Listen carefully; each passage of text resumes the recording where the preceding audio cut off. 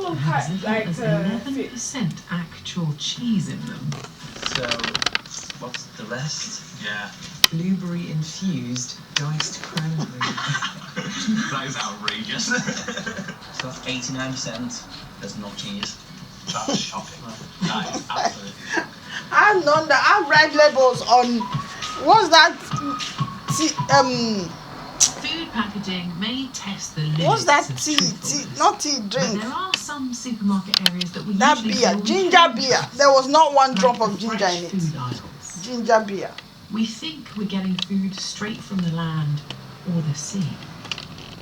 Come to any supermarket fish aisle and you'll be bombarded by signs and labels that imply a just off the boat freshness. But what do we think fresh actually means when it comes to fish?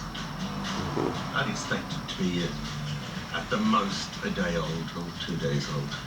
I wouldn't imagine it to be any older than about 3 days old. 4 days. I'm saying 7. So when it comes to fish, we think that fresh means anything from a few days to maybe a week old, which seems like a fair assumption.